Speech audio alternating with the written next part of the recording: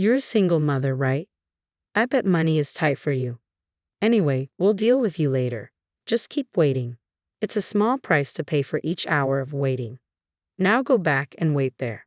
When I returned to the counter to withdraw money with my son Liam, the bank teller looked down on us, noticing I was a single mother. We had to wait for hours. I was reaching the peak of my anger when Liam whispered to me, "If we withdraw the $58 million we have in deposit, we can completely destroy this place, right?" We both grinned. My name is Charlotte White. I live with my husband Don and our son Liam, who just started kindergarten. I met Don on a blind date when I was in college, busy studying to enter law school. Don was attending medical school and was also busy with clinical training. We both saw the blind date as a light-hearted break from our studies. Fate can be strange. That light-hearted date ended up shaping the rest of our lives. We hit it off, exchanged contact information, and started studying together at the library the following week. My college tuition was relatively low because it was a national institution, but I needed to save money for law school and the bar exam. Don, a medical student, didn't have time for part-time work and didn't have much money either.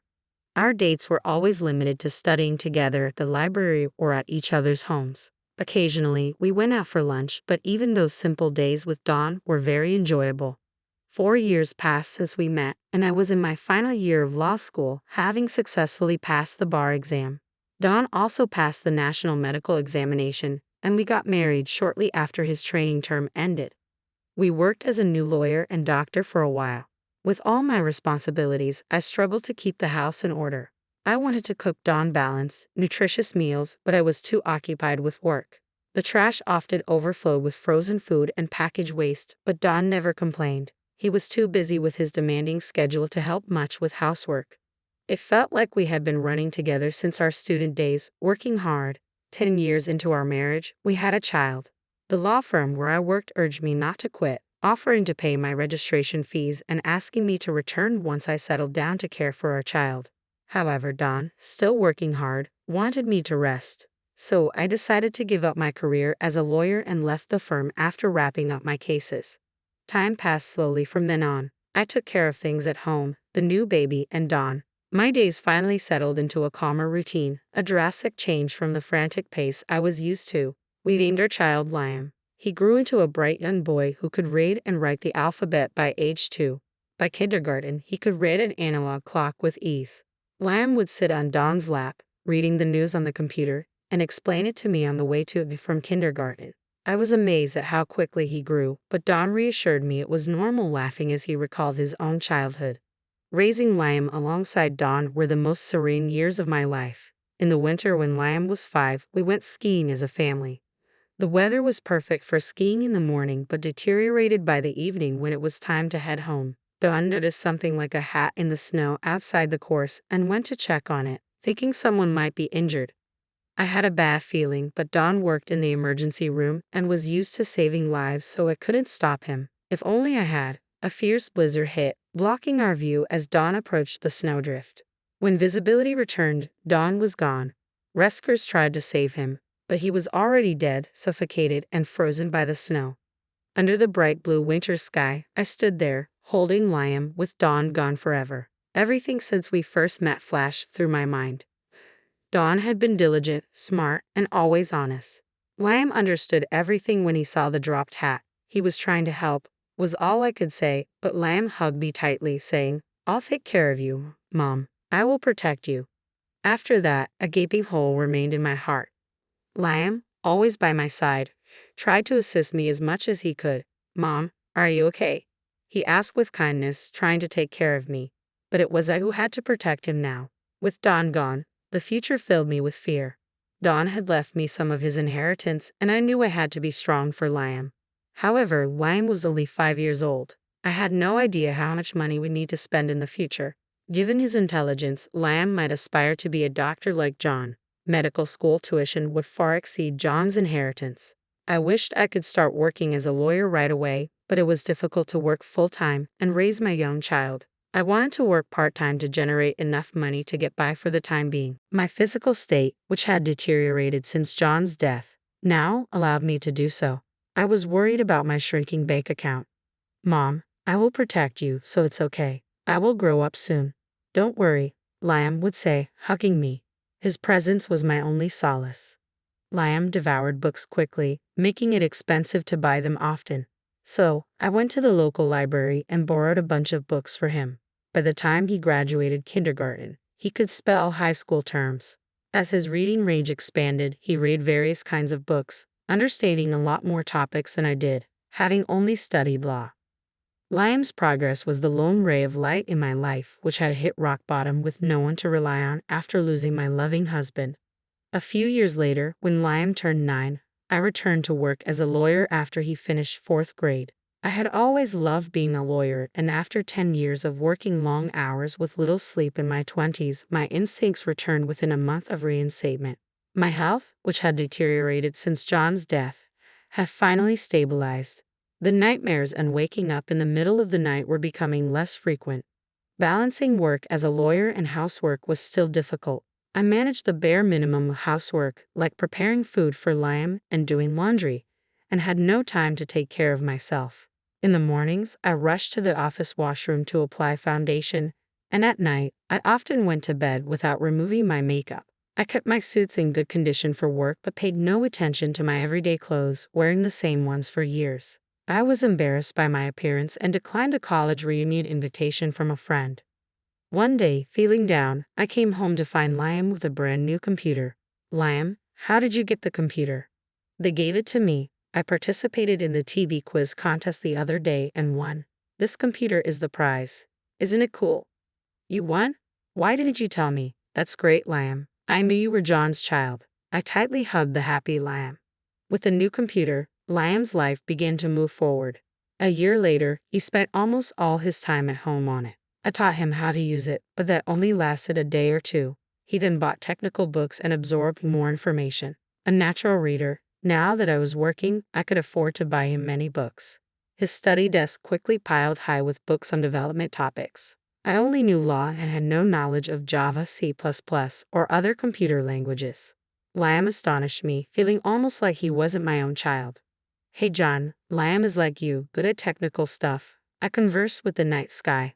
Liam sometimes read books from my school days. I wondered about his future but didn't feel the same worry I had when I lost John. I was confident that Liam would forge his own path in society. We always visited John's grave on the anniversary of his death. On our way home, Liam wanted a new computer, so we headed to the bank to withdraw money. Suddenly, a man bumped into me from behind, causing me to nearly trip. He wore a long, shiny coat and a large, flashy watch.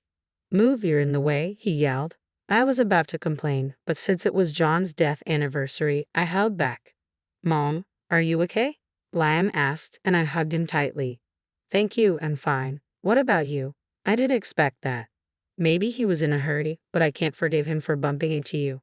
"You're sweet, but don't worry, I'm okay." At the bank, we were greeted with a smile that quickly dispelled my negative feelings.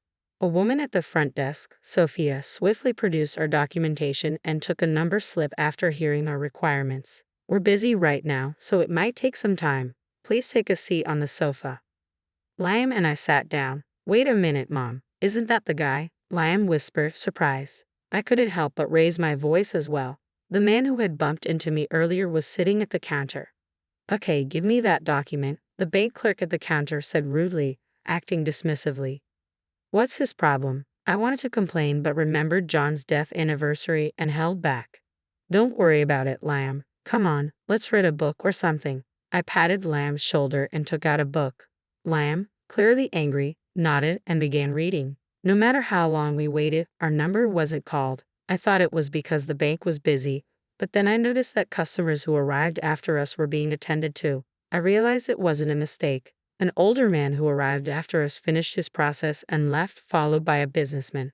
"We shouldn't cause a problem today, Mom. If Dad were here, I'm sure he'd wait quietly," Liam said, stopping me from complaining.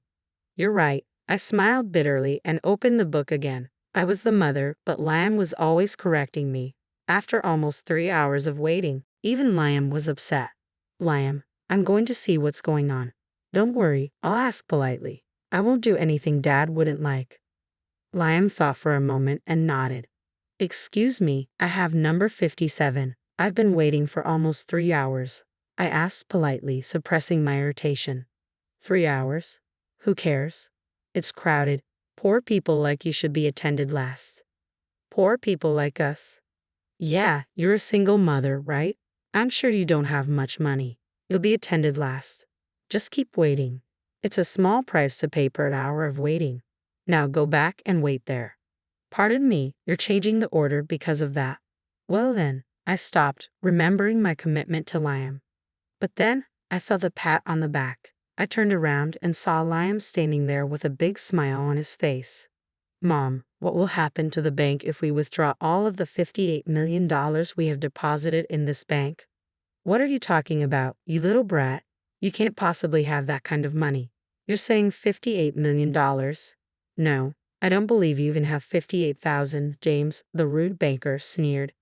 I couldn't stand it any longer when he mocked not only me but also Liam. I was about to say something when the branch manager came running out of the back room hurriedly.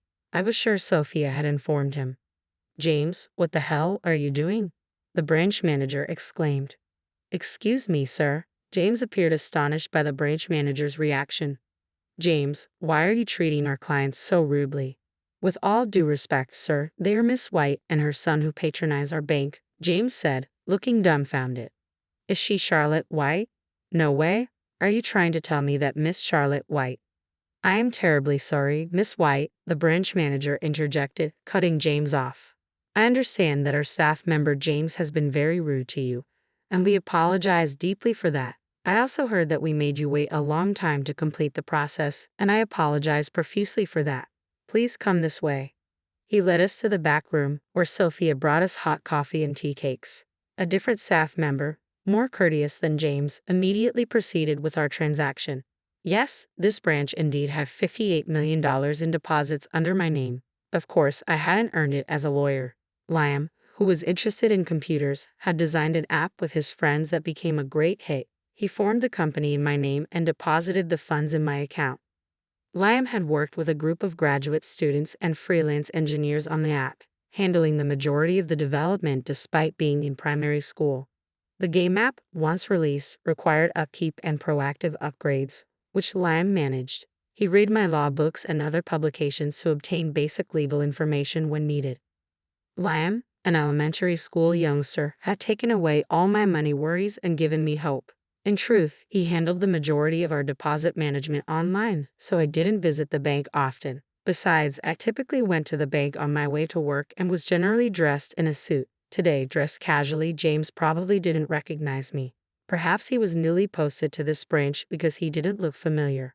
In any case, treating customers differently based on appearance was absurd and impolite. We left the bank after asking the branch manager to retrain James for the sake of other customers. At the graveside, I told John what Liam had done today. I informed him that unlike me, who was always complaining, Liam was always peaceful and gently followed up with me. We discussed the gaming app, something we did every time I visited. John, Liam's game has been on the market for 6 months, and the number of registered users continues to grow.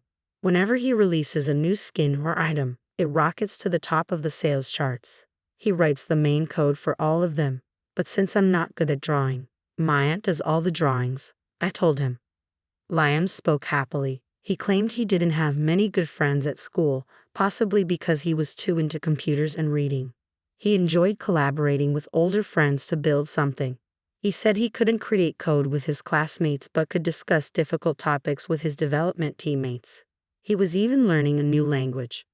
I reported to John happily. Then I'm going to take care of my mom, Liam said to John's grave. It was very difficult for me to lose you, but now that you're gone, I'm going to do my best. I thought I had to do everything I could to protect Mom because you were gone. So I wanted to create apps, which motivated me to write better code. I'm going to study harder. I really miss you, but I feel like I'm here now because of you. When I grow up, I'm going to help not only Mom but also many other people who have lost their fathers like my mom. Liam went on to junior high and high school at prestigious schools in New York. He always got straight A's and went to the same medical school as John. He passed the National Bar Examination and the Medical Practitioner's Qualifying Examination while still in school. The fact that Liam passed both the bar tests and the National Medical Exam made headlines. There was much speculation about whether Liam would become a doctor or a public prosecutor. However, Liam decided to stay with the company he founded in elementary school as a game app developer. The company had barely existed since junior high, but after graduating from college, he seized the opportunity to relaunch it.